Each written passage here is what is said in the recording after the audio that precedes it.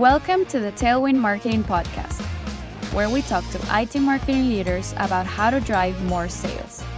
Hosted by Carlos Corredor, founder of Corredor, an Inc. 5000 company and one of the fastest growing IT marketing agencies in the US. 3, 2, 1, 0. And this episode is brought to you by Corredor, a digital marketing agency for mid-market IT services companies. Most IT marketing teams struggle to drive sales, overwhelmed by long sales cycles and an elusive audience. Corredor helps you measure and generate a qualified pipeline, make the most with your budget, and finally get executive recognition. You can learn more at condoragency.com. Today, we want to welcome Bijan Abrahim. Bijan is the Senior Sales and Marketing Officer at the IT Support Center. He has more than a decade of experience in enterprise sales, where he has optimized processes and systems with the ultimate goal of driving more revenue with the resources that the company has. So welcome, Bijan, and why don't you help me expand on that intro, please? Yeah, thanks, Carlos. Happy to be here, and happy to expand. Like you were saying, been doing enterprise sales for over a decade now, and my goal here, wherever I go, wherever I touch, is to make the most of the resources we have, both kind of internal processes where we interact with prospects or clients through a mixture of sales and, of course, marketing. And so, really happy to talk about what I've done here, as well as prior roles, as it makes sense. Yeah, we were talking before the podcast, and it was refreshing to hear about a company that, even though it's in the technology sector, they have maintained an old school approach to sales and marketing. Can you explain the audience what we mean by that, Bijan, please? Yeah, absolutely. So here at the IT Support Center, let me start off with what we do. We're providing help desk services and support for our clients and their end users, as well as managed services and a couple other things. And so our big belief is that the best way to get someone to know who you are, what you're about, and then eventually culminating in a sale is really to just pick up the phone and talk with them. And the best way to build your brand, your image, is through great quality service, responsiveness, things that we already know are important, but just executing on them, rather than just, buying a list, having infinite email blasts and so on. Just pick up the phone, figure out who you need to talk to, and just go talk with them. And just be helpful. Send them some articles you might find that are of interest. Keep in their eye and build that rapport, and then from there, get them to a meeting, get them to a sale, and so on and so forth. And so essentially, you're selling to the head of IT departments, right? So I mean, obviously, it's a position that it's people that are busy folks, hard to get, hard to find. What advice do you have, right, to be able to get their attention, number one? Sure. Yeah. So key advice would be, think outside the box. I get lucky from a business generation perspective, from a brand awareness perspective, that you call in there, you ask who's in charge, you ask how to get a hold of them, they give you everything you want, you speak with that person, they know, they recognize the company name. That's kind of the perfect scenario. That doesn't happen. That's not the reality for probably 99% of companies, aside from, I don't know, Microsoft or something. And so the key advice is, well, if you're having trouble getting figure out who that is or getting a hold of them, think outside the box, right? Go and talk to someone that may not expect you to reach out to, say, a sales department, a facilities department, and just ask them, who it is I should talk to, because you'd be surprised how much someone might know when they're not, even if they're not like the spokesperson for that company. And then from there, you're speaking with the actual, the head of IT, that CIO, right? Try to be very genuine, very concise. Like, hey, this is what I'm here to do for you. I'm guaranteeing, like, you work with us, you're gonna have an amazing time, right? And of course, if they want information, having understanding of kind of the facts of the services and the impact we've brought to some of our clients to be able to name drop those, bring those up, and deliver home that message, right? And you were saying that in terms of the positioning and the content around it, it's way more direct and to the point, right? It's not so much about creating top funnel content. I was imagining it as, two type of soccer styles. You have, Barcelona, that they pass the ball around and they could be passing the ball for half an hour, right? But on their side of the field. Or you can have Real Madrid, where they two passes and either it's a goal or no, but they're way more vertical, let's say, right? So is that a fair? Oh yeah, I like that. I like that. It's definitely the latter. Because here's the thing, you could market to and pitch to, let's say the easiest person to grab, right? An IT analyst, and they'll probably be happy to talk with you, right? And maybe they like you and they pitch you to their manager. Maybe the manager likes you to pitch you to the director, then the VP, then the CEO. That took you a lot of time just to get to the CIO, and he may have no desire for this.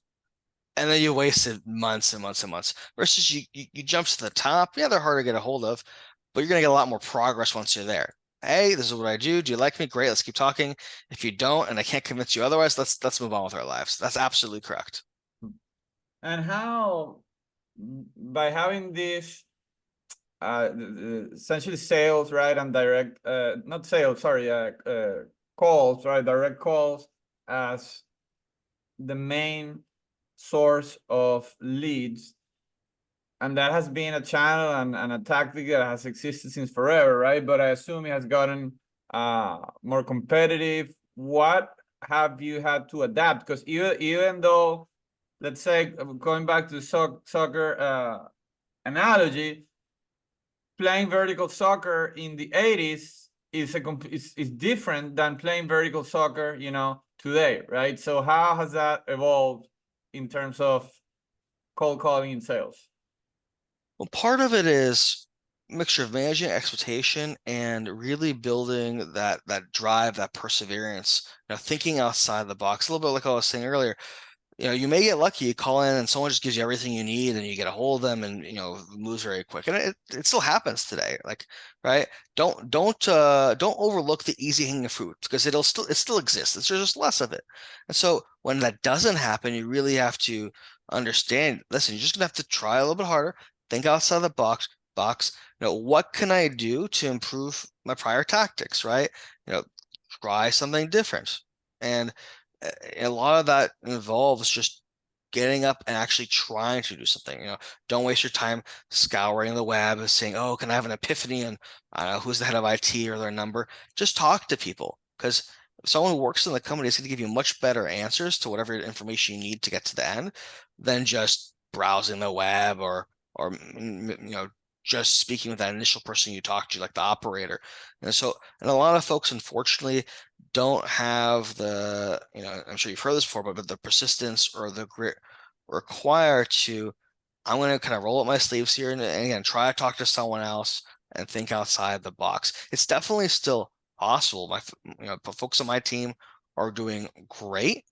It just takes a little bit of training. Just because someone says no, I won't give you the information, for example, doesn't mean that you can't get the information. Just go talk to someone else. Mm-hmm. No, that's very, very true, especially, and I see a lot, you have an hour internal meeting, where you're discussing, okay, how can we reach these folks and what could we potentially be saying and what do we think they're going to say? It's like in that hour, you would have made, 5 or 6 phone calls, maybe 2 or 3 would have picked up and they would give you much better insight, right? It's just like going out to the street as opposed to being on, talking about philosophy within closed doors, for too long. I think definitely the latter is happening too much, and then it's time to balance things towards going out to the street a little more. Exactly. Yeah, it's all about using your time effectively. Think of it. Actually, recently, a couple weeks back, did an agile training. I wanted to expand my skill set, and so if you or the audience knows anything about agile, they're all about having these sprints. Don't waste a lot of time meetings. Just jump in, get some work done, test it out, see if it works. And roll with it, right? And so I would say a similar kind of agile mentality applies now with phone sales and phone marketing, right? Just you have a new idea. Hey, this is what I want to try pitching. This is what I'm going to try to do to get a hold of this guy or get the information I need to get a hold of this guy. Just give it a shot. If it works, great. Make a note of it to use it more in the future. If it doesn't work, try something different. But if you keep planning and don't do, you're not going to get anywhere. And that's another component, right? It's not only about going out there and doing things, it's also learning about the learning. So, so what do you recommend in terms of creating a system and improving a system, or walk us a little bit through how have you done that, creating efficiencies and improving sales systems? Sure. So yeah, that's a good question. And the key thing is, first, of course, you have to have an understanding of what your current systems are. And sales is not, or marketing is not just, I talked to this guy and I convinced them. Obviously, that's the part that most people target and focus on. It's also about, well, how am I getting my marketing folks or my sales reps, right? How am I recruiting them? How am I training them, managing them? And of course, right, like coaching them to pitch and then, assisting in those meetings and so on. So there's a lot of different chunks. And depending on the company you're at, they may be completely ignoring, many of those pieces, right? They focus at the end. You got to focus on the whole tunnel. And so a big thing that I've done here in my time is looking at each of those pieces. Where can we make things more efficient? So there's time saved, whether it's how the rep is conducting their day-to-day work or how I'm conducting my day-to-day work. Because if I have more time, that means I can invest it back in them, right? And if they have more time, they can do more calls or research. And so, for example, one of the big things we did is really improve the kind of processes, forms, evaluation process that we're having on the recruiting side. So rather than having a scenario where someone might apply and forget the resume, let's say, I can't interview you if you don't have a resume, right? And so rather than having that sort of scenario, we've invested in certain systems and such which require a resume be submitted. So rather than having a third or half of the folks that have to reschedule, now we can conduct that resume. We can go forward, right? Having more accurate wordings in our postings and other aspects so people that are applying have a better understanding what they're getting into. So that way later they're not like, oh, I thought it was XYZ, and they leave. And so really work there to increase that efficiency. So that way there's less time and money being spent on the recruiting side. And so that's I would say somewhere in the realms of 3x, 4x, or kind of dollar usage to outcome in terms of hiring folks. Because from the time I started to today, the sales team has about tripled, both managers and reps. I'm curious about how tough it is these days to recruit for sales reps that are aggressively calling people, and especially in younger generations. Oh my God, it's absolutely ridiculous. Because here's the thing. If it was, the role that we recruit for the most, and this is true of all sales and marketing companies, is entry level. It's a little, it's not sounding maybe a little odd, but it's a little easier for recruiting for, let's call it entry level plus or mid level, right? People that have done sales for, let's say, 3 years, and I just need them to keep doing what they're doing, but for our stuff, right? That's not so hard per se, because they've built some foundational skill sets. But for entry level, right, the idea is these are people that may not have done sales before. You get all kinds of people, going from people that genuinely think they're going to be good at sales, but they may not have the chops yet, exposure, to people that it's just a job for them. They want to make it work. And I get it. Everyone wants a paycheck. But you're coming from all these different things. And so I've had people that did everything right, talk the talk, sounded great, and then they go to the battlefield, if you will, and again, they sounded great. Like in the trainings, everything, their voice is great. And then I'm reviewing something with them later, like a sample of one of their calls, and they're very jittery and they're stuttering. Didn't happen at all during the entire process of recruiting and training. And then they're like, I don't know what to say. When I talk to someone, I think about their seniority. I'm just shaking in my boots. And some folks, right, you train past that. That's what training is about. And some folks may not, whatever the holdup is, in that case, that just being nervous talking to seniority, may not be able to shake it off. And so it is hard for someone, all walks in life. I've had people here apply and have an interview, work here that is going to sound crazy, but we're Olympians. Like they're about to go into the Olympics. This is like they were in the military. They or a psychiatrist or a teacher. Of course, I've had plenty of people that were in sales. So a very big mixed bag. And so sometimes the best way to see where someone's at is that trial by fire, but it's also the most pain in the butt way possible, because if they leave, well, you invested some time and money into getting them there. And so there's no perfect way to do it, except what we try to minimize it is we intentionally make our recruiting process a bit more difficult. And difficult doesn't mean lengthy. Average person, they do what they're supposed to do to keep the timeline tight on their end. They can start working here in give or take 2 weeks from that initial phone interview. But we have initial phone interview. We have a very small couple sentences sample writing to review. From there, a cognitive assessment, a video interview, a more formal like 2-pager written exercise, and then from there potentially it may be an offer if everything checked out. And the whole idea there is, A, do you care enough to stick to the end? Because if you're not going to do that for recruiting, you're just not going to do that in the sales and marketing aspect. And by the end of it, we have an idea, right? What do they sound like? What do they write like? Can I work with this? Because I've had folks that sounded amazing, but their ability to write content was so poor. I was like, okay, I or someone needs to review every single thing they send out the door forever, and that may not work, right? Or flip side, someone writes beautifully, but they don't speak that well. And so it's I know I talked a lot there, but it's rough. Mm-hmm. Yeah, same thing happens to us. I think that finding your battlefield test is ultimately, at least for us, what has worked the best. And we have done personality tests, essays, the most recommended questions by all of the interviewing gurus in marketing, in corporate, in AI, whatever it is. And ultimately for us, people can talk their way around most of those, but it's tough for them. If they can fake a tough presentation with us asking them tough questions live, I mean, if they can fake that, then okay, you at least you earn it at least, So that's what we and we have one for, let's say, a paid search specialist that is a little more focused on explaining the strategy and options around a paid campaign, and then another one for, let's say, an account manager where a client is difficult and is asking them tough questions and it's being brutal in a meeting. But yeah, those battlefield tests for us, I'm not saying we found the perfect formula yet, but at least that has been the most effective one. Yeah, and you mentioned a little bit earlier about other sorts of improvements and maybe suggestions, and so other parts of that funnel, the training side, you gotta really think, hey, as I'm training these folks, right, how many people are coming out of the other side with the skill set that I need? And so there's two aspects. One, well, is the training good enough, thorough enough? Where could you improve, embellish? Two, well, what kind of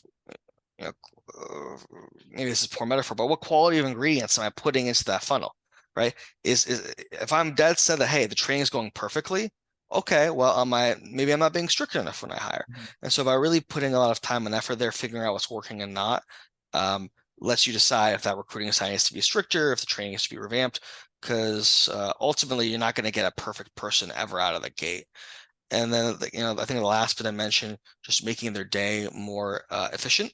A big thing I've done here, because we work off of virtual machines and using soft phones and so on, really making sure that whatever systems we have in place maximize our ability to do a high throughput of calls, efficiently log notes. And here's the thing: if someone's saying, hey, I'm using the system and something's a little buggy, it gives me a 5-second delay when I'm going between calls. Doesn't sound like a lot, but if you're trying to call a couple hundred folks, for example, which some people are, all right, that adds up to a good couple of minutes across that volume, and that's just a day. So across a week, a month, and so think about where it is you can shave off time, recoup savings from a rep standpoint daily or a management standpoint, because that adds up over time, over the days, weeks, months, and over quantity as you're scaling up your sales or marketing teams.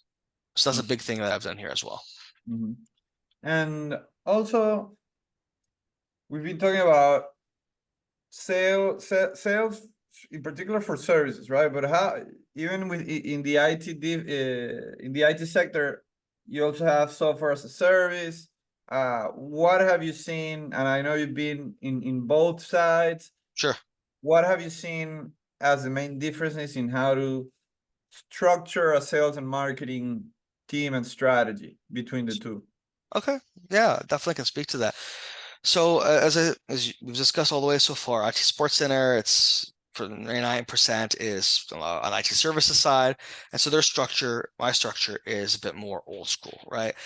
Versus a prior company I worked at, Carasoft, where they are one of the largest government kind of focused distributors and resellers of, as you said, software as a service, but and also services that relate to that. And so for services, and this is not literally true, but big problem is clients, prospects perceive this to be true, is someone will say, well, why you, right? If you're X dollars per month per call per whatever, and this person is less, why would I go with you? Or I can go abroad. I can go to China, India, Philippines, wherever. Why you? And that's hard because yes, you can definitely convince a lot of folks about your quality, rigor, English speaking, all that good stuff.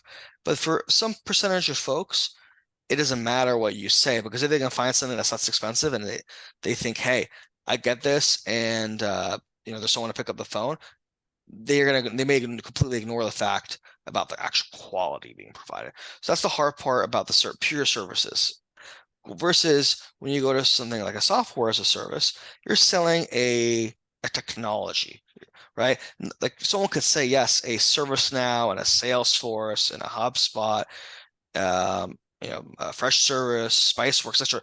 You can say, oh yeah, they all can be used for IT ticketing tools, right? And that's my background because I used to sell ServiceNow at Carasoft, and so they might say, oh, they can all do that. That is very true, but the way they work, their ease of work, their quality, their rigor, the actual functions are very different. Like someone would say, a Windows computer and a Mac are both technically computers, but they're not the same thing, right? And so that gives you a bit more of a moat, if you will. Like you can really emphasize and sell and focus to prospects, clients, partners. Here's what we do, and here's what sets us apart. And if you're the person that wants the best of the best, historically, I would say, well, for ITSM, you want ServiceNow, right? Magic Garden Quadrant. They're the most innovative and the most feature robust. They're also the most expensive. If you don't need the best of the best, right? You're a small nonprofit and you just want to track stuff versus using just your memory. Okay, well, don't use Excel. That sounds horrible. But traditionally, and this may have changed recently, but Spiceworks is free, and so maybe that's the best for you. And so you can more easily find who is the best fit for your solution and plus services combined, because it's very clear, like the cost to performance ratio and this and that. And that's something you can work with. It's very easy to say, here, come to my demo, see all the features, right? I can tell you that our main competitors are these 3, 5, 10 folks. Here's how we're better, right? Or I'll admit that they're better, but they cost twice as much as me, right? It's a lot easier to draw the parallels and the differences, the pros, the cons, to something you can see, versus services, you got to experience it, right? Services is more like, trust me, bro, this is going to be great. And right, yes, it's a testimonial, will help tremendously there, but that's a little bit more still trust than just come see it. And so at Carasoft, a big part of how they generated business was by really building a brand. Their idea was, we're going to be the most convenient place you can go to for IT services and SaaS solutions in the government sector. They were specialized on their contract vehicles, which is a big thing with government you typically need to have, so they can make deals faster for the government, for the partners they supported, their vendors like ServiceNow. They were very apt in just the actual negotiation aspect that typically happens in government. And And because they had thousands of both vendors and partners they work with, they had a strong network. Hey, you want something that solves this problem? Here's the 5 vendors I think will work for you. I can get you a quote for each. And here's the complementary services and other products that will, with that initial product, get you to your goal. And so they could be that one-stop shop. And so a lot of companies, if they have a good partner network, they can do that. And so Carahsoft, still did traditional marketing. They did webinars and other things. And a lot of it was, hey, we want to build awareness that here's, this webinar wasn't necessarily around a particular product, though often it was. It was like, hey, here's a problem. Here's how we can solve it. And then from there, they would talk to folks and say, hey, what's best for you? And if we don't have it, we'll get it. We'll talk to the vendor and we'll still get you a quote for that. And so their whole thing was ultra convenience.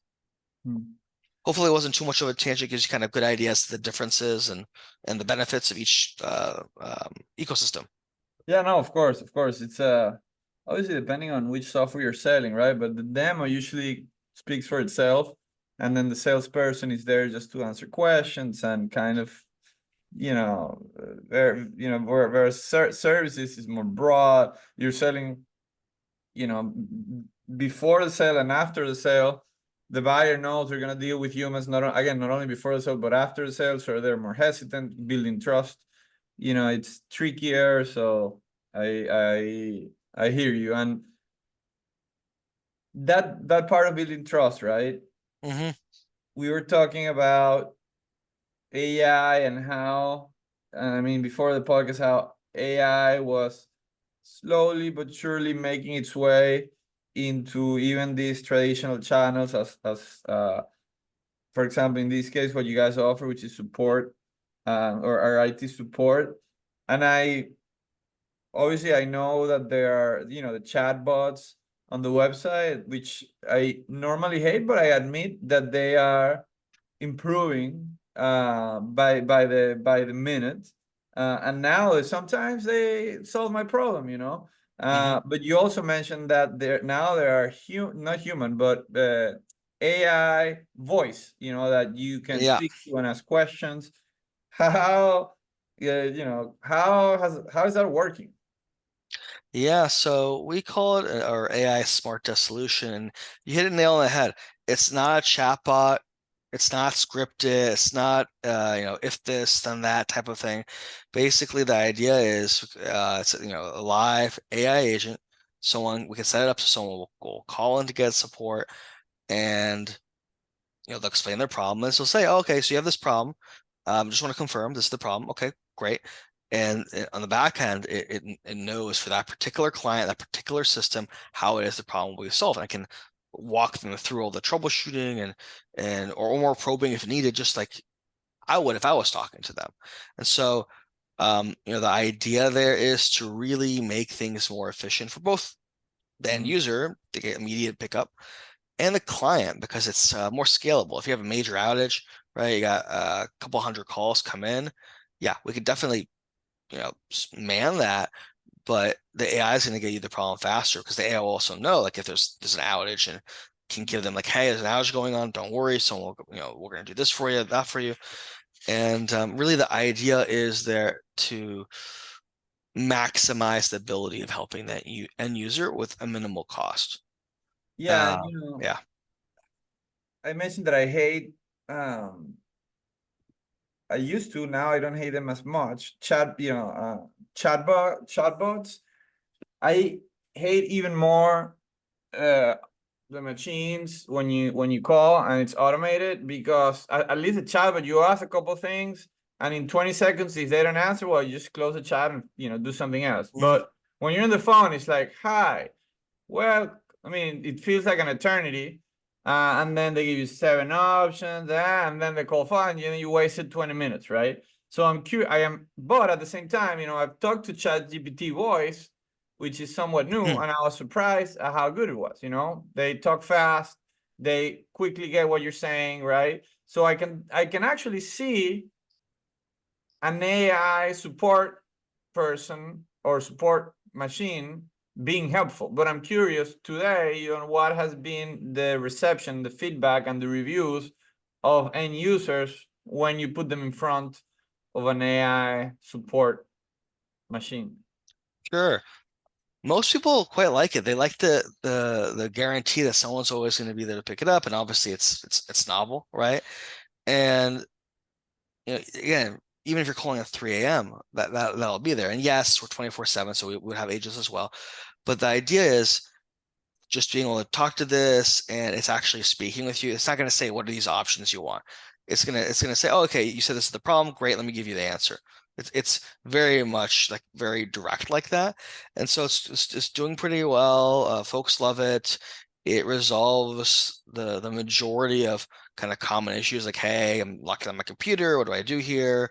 Or I need to do an update. What more common things, right? If it's something that's a lot more complex, maybe it's someone who in their kind of normal work, let's say, has to do sort of server migration, let's say, right? It's something you probably want a tech to actually be doing or involved on. Those sort of things we'd route to a tech to take care of. But by and large, the majority of calls with that sort of system set up are taken care of in a matter of minutes by it. And because of that level of success, folks quite love it. And it also doesn't have to sound like a stereotypical, like robotic voice. I mean, we have that as the defaults because some people want to know they're talking to AI, but can also have it be very nice, lighthearted, stereotypical British female voice or whatever have you. Like that's able to be done as well. Yeah. No, I'm all about giving these guys a shot. As long as, if we get stuck, and I ask to speak to a human, that should be. And that's absolutely correct, and we understand that that's like super important. So basically, as the AI agent is speaking to people, they'll straight up say, "Hey, if like you want to talk to someone, you just let me know, and we'll get that call over to someone." It's very upfront. If they do that, I'll actually try to talk to them first.